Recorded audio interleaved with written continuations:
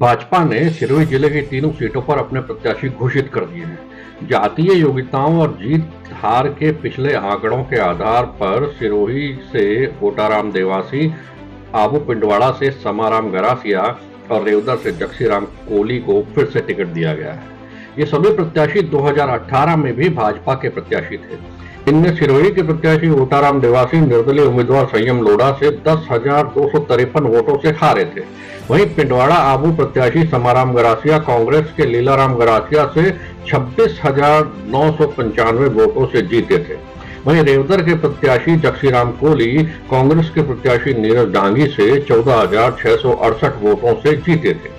ये तीनों ही सीटें इनको जातीय वोटों की संख्या के आधार पर दी गई हैं। इनके द्वारा 2018 के चुनाव में भरे गए एफिडेविट में इनकी शैक्षणिक योग्यताएं भी दी गई हैं। 2018 तक की शैक्षणिक योग्यता इसलिए देख रहे हैं कि संभव है कि इन 5 सालों में इन लोगों ने मुक्त विश्वविद्यालयों से अपनी आगे की पढ़ाई भी पूरी कर ली है।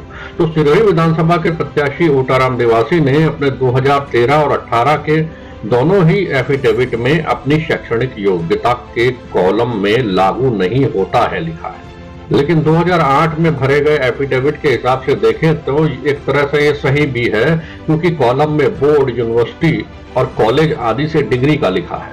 2008 के एफिडेविट में ओटाराम देवासी ने अपनी शैक्षणिक योग्यता का जिक्र किया है। इसमें उन्होंने बताया है कि उन्होंने 1980 में मुंडारा के राजकीय माध्यमिक विद्यालय से 9वीं कक्षा उत्तीर्ण की है। इसके बाद के समय में उन्होंने कोई परीक्षा देकर किसी भी बोर्ड या विश्वविद्यालय से कोई डिग्री हासिल नहीं की। संभवतः इसीलिए 2013 और 18 के एफिडेविट में लागू नहीं होता है लिखा है। पिंडवाड़ा आबू विधानसभा के विधायक और 2023 में विधानसभा के प्रत्याशी घोषित किए गए समाराम गरासिया ने अपने एफिडेविट में अपनी शैक्षणिक योग्यता लिखी है। उन्होंने 1984 में राजकीय उच्च माध्यमिक विद्यालय पिंडवाड़ा से 8वीं कक्षा उत्तीर्ण किए जाने का लिखा है।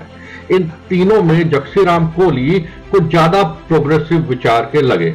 इसी वजह से यहां सिर्फ 2018 की शैक्षणिक योग्यता का जिक्र किया है, क्योंकि 2023 तक संभव है कि इन 5 सालों में किसी न किसी ने मुक्त विश्वविद्यालय से स्वयं को आगे की परीक्षाओं में साबित करके डिग्री हासिल की हो।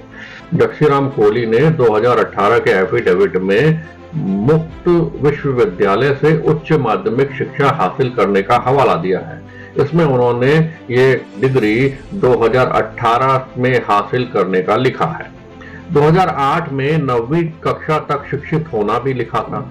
ऐसे में जक्सीराम कोली तीनों प्रत्याशियों में कुछ ज्यादा अपग्रेडेशन वाले प्रत्याशी नजर आते हैं, जो सरलता और दूसरों की सुनने के गुण के कारण ही ये यहाँ से लगातार 4 बार विधायक रहे और 5वीं बार प्रत्याशी बनाए गए हैं।